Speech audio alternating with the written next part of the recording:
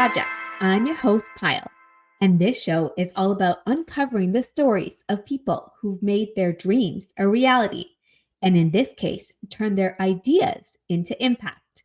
For me, that passion has been about finding ways to blend creativity, purpose, and community. From building digital spaces that connect fans in sports to creating Vegans of Miami as a place to explore wellness and conscious living.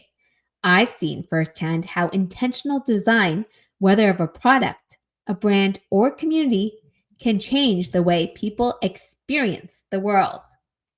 That's why I'm excited for today's guest, Ian Peterman, the founder and CEO of Peterman Design Firm, a company built on ideas of conscious design.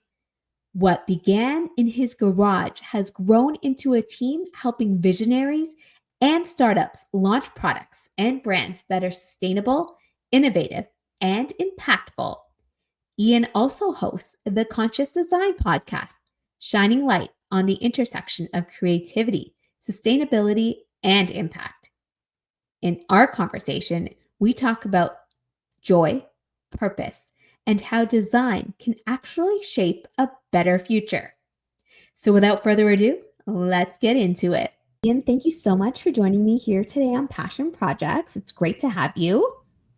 Yeah, thanks for having me on. Appreciate it. Of course, I love to start every conversation with our podcast by asking you and all my other guests in this turbulent time that we're living in right now, what is bringing you joy? Joy. I have kids. They're pretty good at that sometimes. They're kids. Yeah, me too. Yeah. I get it. Yes. Definitely that. Definitely the family side of things for sure. And I just mentioned I was talking to you about a little staycation, so that was pretty nice. That's always a good time. Not doing external meetings, a little less Zoom fatigue. Yes, a little. The eyes are thanking you. Yes, they are. Yeah. I know. I was gonna say I know what a lot of screen time can get my eyes to. It's not the best, but yeah. It's the world we live in now. Right? Been in front of Exactly. a computer for decades at this point. I know. You're so right. Well, when you're not designing products or running the firm, what kinds of things make you feel most alive? We do well. The trip we're about to go for the holiday weekend is up with some family. It's a kind of big family reunion every year that we do. So that is always nice. It's a bit of a haul to get there now, but it's always worth it. So that's always good. And I do some martial arts. That's fun. Keeps me active and challenged. So I just started a new one, jiu-jitsu, and nothing like being the beginner and having like 12-year-olds be better than you. So it's good. It's a good thing to do. It's fun and humbling all at the same time. I bet. Oh my goodness. Yeah. They keep you on your toes. I'm sure. Oh, they do. Yes, they do. Yeah. Well, you started your first business at 12. What sparked that entrepreneurial fire so early for you?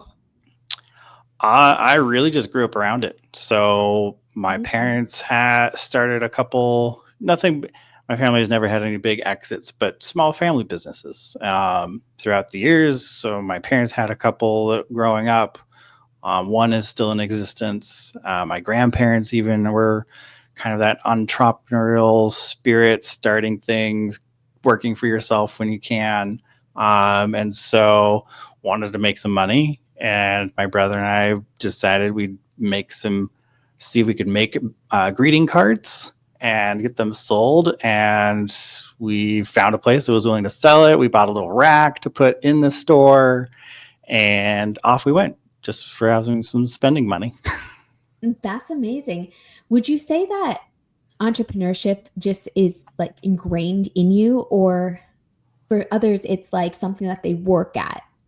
How would you best define it? Growing up around it definitely helps because you just see a lot, especially if you have, if you're Bezos's kid, you have one version. I saw the version where you start a bunch and they don't all work out. Like there's not 100% success rate here. So there's definitely, I feel like, some conditioning with that when you have it so close. You're like, oh, this built business closed, built closed. Like there's some, I think, preparing mentally for it, which I will say my siblings are not entrepreneurs at all. They have not started any after my brother and I did our card business. He's never done it again. He's very happy doing a stable job elsewhere. So I think it also, having it so close gives you that perspective to go, I don't want to do that. That does not sound fun. Or yeah, it sounds great. Let's do it. And obviously I was the one that picked up on the, oh, this is fun. Let's do it. And my siblings grew up same house, all the same experiences, and they're like, nope, not going to touch it. We're good. That's so interesting that everyone kind of has their own course of action in the way that they want to kind of build out their path. And for you, it was the entrepreneurship route. Uh, Now you go on. You've said that the vision for Peterson Design Firm existed long before you launched. Can you take us back to the original vision and how it's changed over time?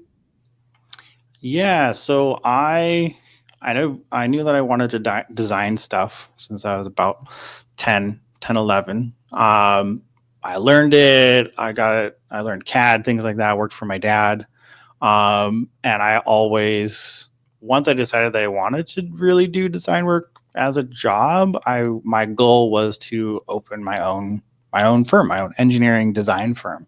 Um, just kind of, I think that mix of entrepreneur plus I grew up with my dad doing contract work and as an engineer design kind of role. So I knew it was possible. You could do it. You could make money doing it. And so I had this goal of like, oh, go to college, get the degree, get some experience, open a firm. And I did that in a very haphazardly way. But the end result was I did open a firm. And I think it was kind of just it was just the idea like, oh, I want to be my own boss and I want to design cool things was kind of the first thought of it. And then it's turned into now, we really focus on helping companies build more sustainable products, and more of those kinds of things. Being in sustainability has showed that, I mean, it was a kind of idea when I was a kid.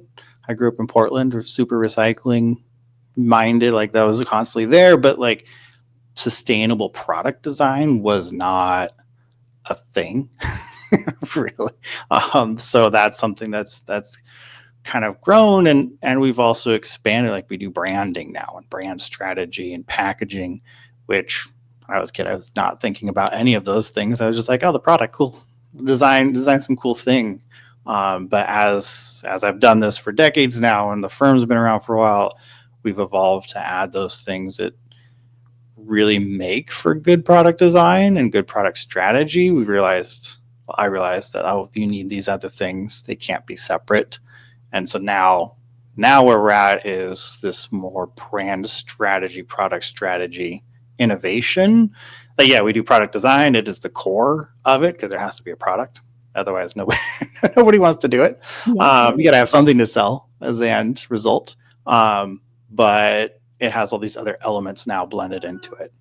Yeah, I was gonna say it's like you've really carved out a niche for yourself, and as you mentioned, been doing it for a while. Many of your clients come in with incredible ideas, but maybe some have no really roadmap. How do you help turn their vision into something that is market ready? Yeah. So I see, doing this for a long time, you start to see what are the pieces of information that you need to actually know to Mhm. know, is this worth doing? Can we do it? Right? Is it actually feasible? Is it feasible, but what's the budget requirements, things like that. And so a couple years ago, kind of culminating all of that, we started reviewing like, okay, here's all the products we've done here's all the ones that have failed. Let's analyze why. Was it just they ran out of money, the client didn't have money to run it, or was there another failure point? And so looking at all that, we put together what we call our discovery package, and it answers that exact question. So it takes us 6 to 8 weeks typically, but we do this intensive research up front that there's a lot of products I did before or been at bigger companies. If we had done something like this, we would have figured out some of the issues. But we look at, what is the cost to develop the product? What is the cost to make the product? What's the market like? Can you sell it profitably at your cost? Or, no one will pay that for it. Like those kind of things. We look at patents. We look at regulatory requirements. We look at any of the things, the many, many things that would block you and go, you could spend 6 figures easily and then be stopped. And so we look at all those factors, and then we present to our clients a couple different directions. So we try to come with not just one option, but a couple different options for them to assess and go, okay, well, version A, this is what you're going to have to invest. This is the kind of regulatory things you're going to have to go through if you need them. All of those factors, so they could then make the decision: A, is it worth the investment? Is there an actual return for this at the end? And if you got to go raise money, these are all questions investors, because I've dealt with investors for long enough now. I also know what are they going to ask? What are they, if you're going to go raise $500,000, they're going to ask these questions. And if you can't answer them, you're not getting the money. So we really try to package this up so that they have all the resources internally. Great. They should be asking these questions if they're their own investor. So they should be asking these anyway, but be able to really answer those questions. Can you do it? And then should you do it? And what have been some of, I guess, the client stories or testimonials that you found when they come and say, hey, like, thank you so much for your help. This is how we've been able to either progress in going to market with it, or here's the challenges that we face, but you've been so supportive in the path that we are looking to take forward. Yeah. So the biggest thing is really giving them information they didn't know that they needed. There's so much, and even companies that have done this before, it doesn't mean they asked all the right questions. Sometimes it's they just happened to have the right answer, but didn't know that they needed to ask a question beforehand, and it worked, right? And I feel like that's some of the randomness where people are like, "Oh, we're successful. We don't know why our other product is not successful." It's they weren't aware of the questions they were supposed to ask. So a lot of it is going, "Oh, well, I didn't know you could even answer this question that I didn't know to ask." But it's super valuable, and really it's collating all that information together we have about a 45-page report that we put together for this. That's probably the biggest. Everybody, even the ones that decide not to pursue developing their projects, that's the typical answer is, well, this is a lot of information. Thank you. This is helpful. This lets us actually go through a decision process. I'd say the biggest reason someone hasn't moved forward is just money. We've always, and our goal so far, we're at 100% success rate for finding a path forward. But the biggest is not having enough money to actually develop it all the way. So we'll go, yeah, this is great, but it's going to cost you $1.5 million, and they don't have the money, or they don't want to go raise it either, right? And that's a big hurdle to go off on your own and raise money if you haven't done that before. So not everyone wants to jump through that door. And then I'm trying to think if there's been any other reason. I think there was one other project we did that we figured out a way forward, but it was too far. We accomplished what they wanted to accomplish, but not in the way that they really wanted to. Yes. And so and sometimes we've had clients where it's like, well, it needs to be this way because this is actually unique. The market will actually be interested, and less so about being practical. And so we bring that piece and go, well, it's not practical to do it that way. So if you have to market it that way, if that's what like And we've had people who are like, oh, well, we have investors. If we can do it this way, they'll Mhm. invest it this way. Like, well, physics say no. So here's here's how we got it. Or yeah, we could do it, but it's gonna be so expensive, no one's gonna buy it. So we've had a couple of those, but generally speaking, the only reason is just not having the funding to go through real development. Well, you've also brought up practicality, I think, too, and that is like such a huge an important point as well when thinking about design and the products for sure. Oh, I mean, when it comes to conscious design, it's at the heart of your brand. What does it mean to you, and how does it shape your progress, your process? Yeah, so a couple things. One is it really comes down to thinking about these things up front and Mhm. including. So we'll even include as part of our reports now. We do carbon and water and analysis on like what does it actually take resource wise, because brands are wanting to provide that information more and more. Um, but really taking this upfront step and actually researching and answering the question, should we actually develop it? Because I feel like there's a lot of, oh, we made a product and it's out there, but not everybody asks the question, should you? Yeah. You could, but there's a should question that should be answered. Okay. And then it's really incorporating in, like, we don't, while sustainability is really important to us, we just do it as part of our process.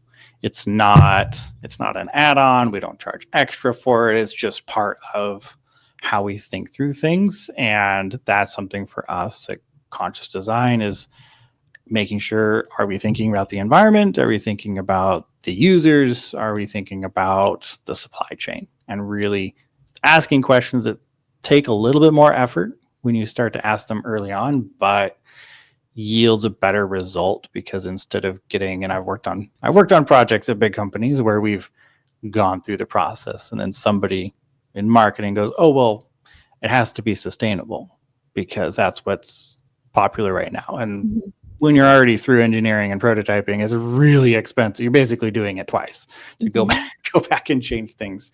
So for us, it's really bringing all of those questions to the beginning, make sure we answer them, make sure that we're coordinating with the brand on what their actual mission is.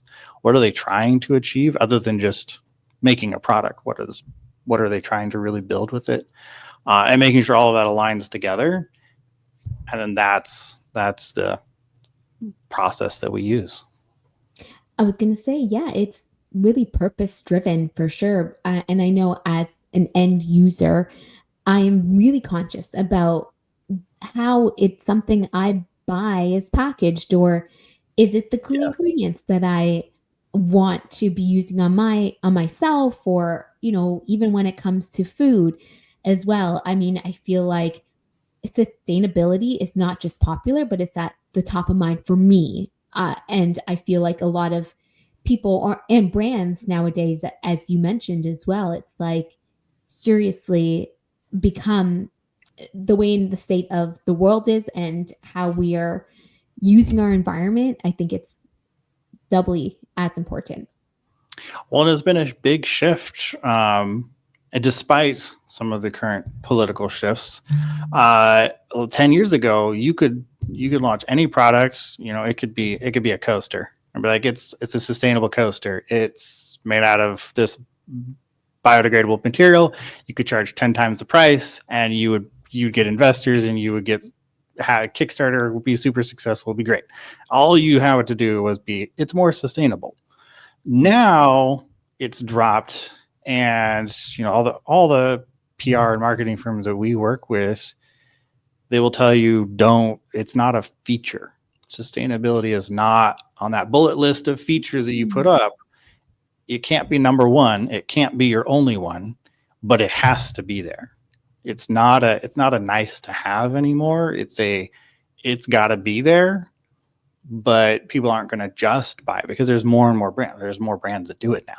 So it's not the competitive leverage point that it used to be. It's more of a consumer expectation.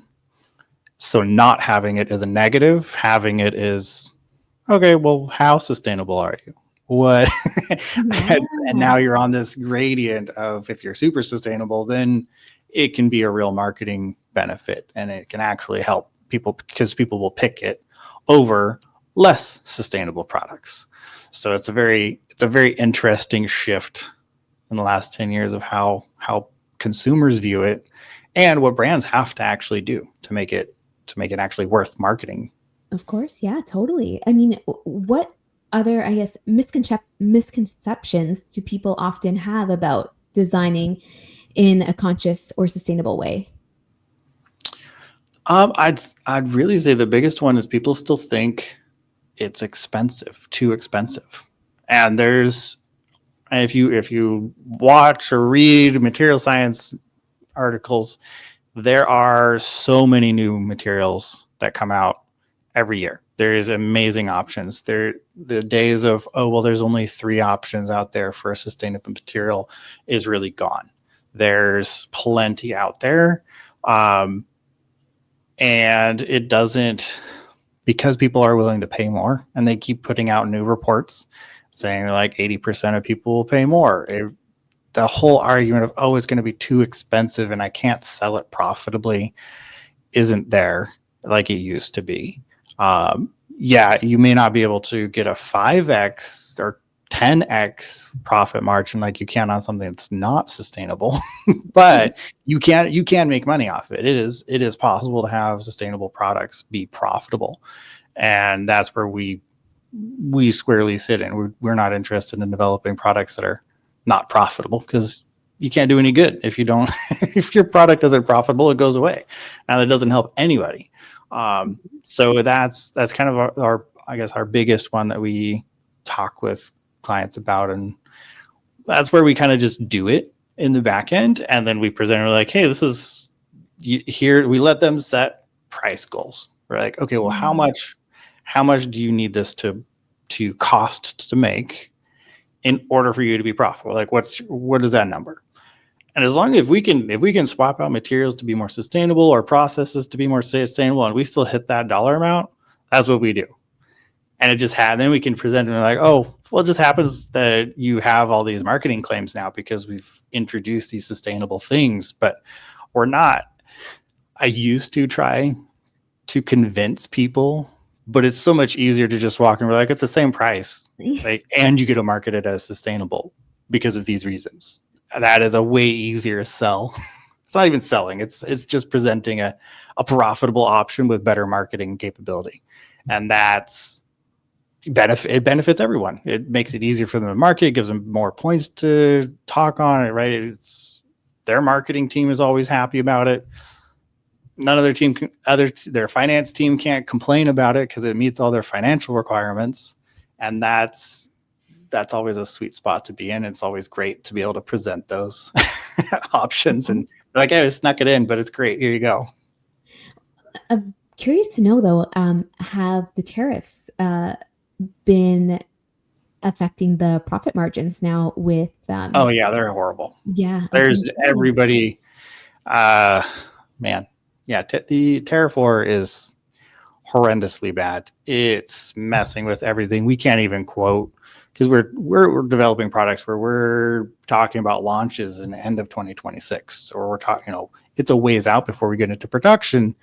And usually, prices fluctuate, but we can work with, if somebody says, hey, it needs to cost $100, we can go, okay, well, we'll aim for 95, so we have this buffer. And if you need to increase prices by $5, okay, so it'll sell for $5 more. It's nothing huge. But now we're talking about we can't estimate for our clients what production costs are going to be, because if the tariff goes from 20 to 100%, that's not a guess that we could possibly deal with, and it could be the difference between launching the product and not. So now we have clients we've had projects put on hold because they're like, well, we can't guarantee pricing, and if it's too, like, they're not dealing with huge profit margins. So if you're dealing with 10% profit margin, a 30% jump in tariffs means you've just started losing money on everything, or your prices go up. And so we also have clients where they've just had to jack up the consumer price to be the highest based on the highest potential tariff, just because customers hate when your price changes a whole bunch. So if your price changes month to month, then you'll have people that are angry. If it goes down, they'll be like, well, we want money back. You're like, well, we already paid the tariff on that, so we can't. There's no discount that you can give because you've already paid the tariff. Yeah. So it's absolutely horrible. And you're swallowing, and like the manufacturer is swallowing as much of it as they can, but also the end user is paying what the difference might be as well. I mean, I'd say 90% is on the end consumer, because the mm, manufacturers, if they don't have giant margins to start with, mm, there's no way they can eat that cost. They might be able to eat a little bit of it, but ultimately, all of this, two things. One, none of the manufacturing is moving to the US. It's all moving to a different country outside the US that has lower tariffs, yeah, because the cost to manufacture something in the US is way too high. It is not. We gave that up 50, 70 years ago. It's dead. There's no way to compete on reasonably priced items. And it's volatile, it's expensive. Companies are taking a hit, but ultimately the consumers are going to take the biggest hit. There's no way. There's no way yeah, of around course. that. Yeah, it's sad. It's like things have drastically changed, I would say, within the last 2 years, for sure. Yeah. yes. And they're worse than the last. I mean, we were doing this during the last trade war, and this is worse. This is significantly worse. But last time we were just moving people to Mexico. That Yeah. was we helped Fortune 50 companies. We helped small mom and pop. They were not moving to the U.S. because the skilled labor is not here. So now we're expanding because Mexico is getting hit with their crazy tariffs too. So it's really just moving your factory around and then hoping that the tariffs stay stable for at least long enough for you to ship it. But if it ships while it's in the middle of the ocean, you're screwed. There's Yeah. nothing you can do. I was gonna say though, but it's great that you have ways in which to pivot too, and like you're finding these solutions as they come too, because you have to take action any which way.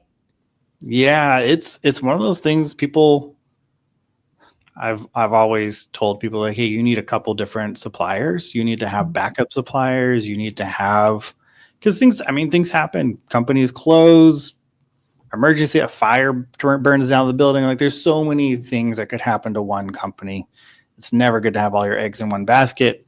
And then kind of figured people would learn during COVID that you should have multiple suppliers, but still we have clients, and one of the things that we help people with is diversifying supply chains.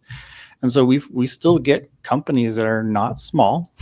these are multi-million-dollar companies easily that come to us and go, we have one supplier and we have no relationships with anybody else because they've been good to us for the last decade. I'm like, well, that's good.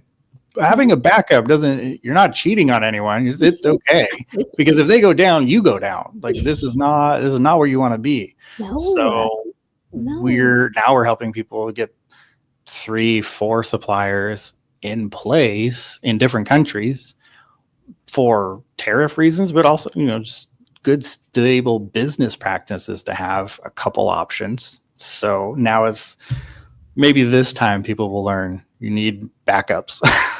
Yes, backups are so key. Yeah. If you back up your phone, you should back up your supply chain. There you have it. Exactly. 100%.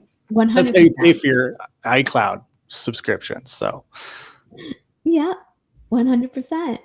So you're passionate about green tech space and developing technology to help humanity move on to better things. How do those passions influence the projects that you say yes to? yeah, so we say yes to a lot of projects. We don't say yes to all of the projects that come through.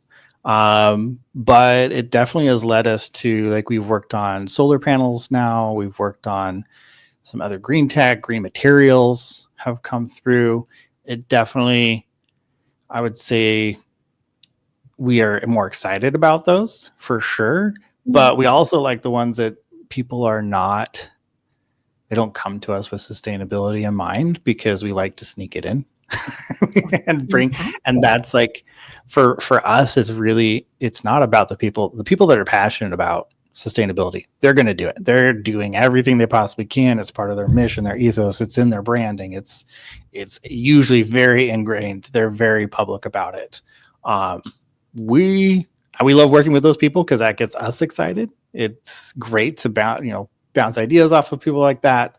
um, but we also really love working with those companies that are like still on the edge. We're like, it's going to be too expensive, or yeah, if you can do it. And those are the ones that we like working with a lot because we're able to go, okay, well, here's 10 materials you didn't even know existed that can achieve what you want better. Yeah. And that's to me much more exciting to help shift more companies over and help them start that process of Mhm. becoming green. Because the other, kind of circling back to your other question earlier, the other thing that we talk to clients about a lot is they're afraid of going 0 to 100. And there's this kind of, I don't know if it's just business people in general, they like to go 0 to 100 pretty. They're like, well, we're going to turn the system on and it needs to be perfect. And there's this kind of, oh, well, you're either not sustainable or sustainable. Mhm. And they treat it like this 0 and 1, but it's actually this process. And so people are afraid sometimes to start because, like, well, I don't know, it's not that big of a change. Like, this isn't 100% sustainable. Like, well, yeah, but I think it took Apple 20 years to move their computer frames to fully recycled aluminum. Like, you got time. It's not a race that you need to finish in the next 3 weeks. Like, this is, should you take 20 years? No, don't do that. But if you take steps, it's good. Yeah. It would be great. Which Yeah. brings me to my next question. If there were no budget or time limits, what dream product or brand would you love to create? Oh man. I mean, I love anything space tech, so I would absolutely love to figure out more sustainable products and materials and things like that for space. I think it's a huge opportunity, as it's a technically new-ish industry for the general world. It's been a government industry for a long time, but I think there's opportunity there to, from the ground up, be Mhm. more sustainable rather than getting more rutted into less sustainable practices. So Mhm. I think that would be a amazing area to work in. Totally. Yeah, for sure. Yeah. And you've expanded your brand through your blog and YouTube channel as well, and the Conscious Design podcast. What inspired you to launch your podcast? Yeah, so that was, um I kind of started in 2020 when COVID hit, and I had some downtime. Yeah. So we lost about 80% of our clients Oh man. in about a month because we work with new products, startups that are hit the most. And so I was answering the question, like, how do you design? Like, Mm, what is your thinking process? Because, it's in my head, but I've never put it down. And so that led to, I wrote, with my wife, Conscious Design book, which outlines just, it's basically how I think through design, what's the process, and examples of cool companies that already do it. And then from there, kind of promoting that, I started to get on podcasts. I really enjoyed this medium as a conversational, yeah. and then decided that I should launch a podcast and I had some of the companies that I put into the book on, and kind of that research was like, oh, there's a lot of cool brands Mhm. doing things that are really sustainable, DEI focused, people focused, all of these things that are good for people and planet. So I was like, okay, well, and some of them had no PR. They're like, they're not. They found their one website and there's almost nothing about them anywhere else. So I started reaching out and people were open to being on a podcast that didn't exist yet. So I was like, okay, this is good. We'll do it. And now here we are, almost 5 years later, still going. That's amazing. And how has hosting the podcast shaped the way that you think about your own work? Um, I don't know. That's a good question. Um, I think getting to talk to so many people that are in sustainable materials and just how they think through things has given me a lot of perspective and different ways. I haven't really tracked which ones have gone into my normal day to day, but and there's no way to not be impacted. And when you talk to, because we do one a week basically, so that's like 50 very unique hour long, almost hour long conversations sometimes. So there's definitely an impact, but I can't say exactly what. No, which is okay. Yeah, like I mean, I haven't tracked that. I should though. That would be a good thing to track. you'll be thinking about it more consciously now with your I will. upcoming episodes for sure. Well, what advice would you give to startups who want to continue to design, make products that will hopefully go into the market in a sustainable way? Yeah, I would say the biggest thing is, well, there's a few things. One, be prepared to actually bring in the resources it takes. There's nothing more frustrating than getting partway through a project and then running out of money to do it. It's frustrating. Don't do that. It's how you kill your motivation pretty quickly. The other thing is do your research. If you can do it yourself, fantastic. Usually takes people about 2 years of research to do what we do in about 8 weeks. If you can do it yourself, do it. Hire somebody like us to do it faster with more experience, but do the research. Make sure you understand all the things that need to actually go into developing it. Because if you spend the time and money, you want to make sure it actually gets to market and not die along the way, as many ideas do. So really that upfront research and prep work is really key in making sure that you'll actually be successful. And then prototype and validate. Like that's whether you do that. And we have clients come to us that they've prototyped for a year and a half, and they're like, okay, now we know someone's going to tear this apart and do it better. But they figured out that it works. It does what they want. They show people. They get excitement. Like make sure that that's there. And your mom may like you and say it's great, but you need other people besides her to tell you it's great. But coming with that kind of stuff, it doesn't eliminate. We'll still do our discovery process, but it means that we're able to do more validation and we're able to spend our time. If you were to hire us, spend our time on the more difficult parts rather than answering basic questions is essentially what we end up doing. So it never hurts to do all that work, research, figure it out as much as you can, because it also makes you more excited. If you build it, prototype it, show people and they're excited, like that helps you get more motivation, especially if you're an early stage startup. But I would say even mid-sized companies that we work with do the same thing. You have the resources to do it. Certainly helps. I love that line, prototype and validate. Like that is so key and so important for sure. You talk about Really. helping clients create a lasting legacy. What do you hope your own lasting legacy will be? It's for us to help a lot of other people.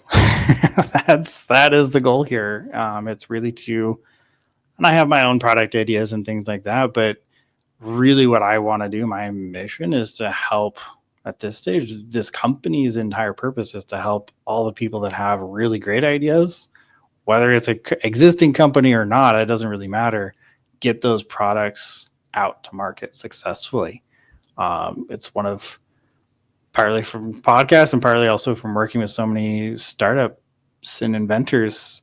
Everybody has ideas. I'm one of those people who firmly believes there's some at least one person on the planet that has the solution for every problem on the planet. There's somebody. It's not all the same person, but there at least somebody has the solution, and helping those people get those solutions to market will make everybody's lives better. Amazing. Yes, I love that. I'm a full believer in that as well. So, for us and anyone who wants to get more information on you, your firm, where can we go? Yeah, so you can find us at Peterman Firm. It's PETERMANFIRM on all social media, and then petermanfirm.com. And I'm pretty findable. So if you look for Ian Peterman, I'm usually the only one that shows up. So you can LinkedIn, pretty much any way you can get a hold of me, I'm there. Well, amazing. Ian, thank you so much for taking the time to join us today. Really appreciate it. Thank you so much. It's been a pleasure. I appreciate it, Payal. I hope you enjoyed this conversation with Ian as much as I did. His story is such a reminder that design isn't just about making things look good. It's about creating products and brands that are thoughtful, sustainable, and built to last. If you'd like to learn more, you can check out Peterson Design Firm or listen to his Conscious Design podcast for even deeper insights. And as always, thank you so much for tuning in to Passion Projects. If you found this episode inspiring, be sure to share it with a friend and leave a review. Until next time, keep chasing your passion projects, and I'll see you again.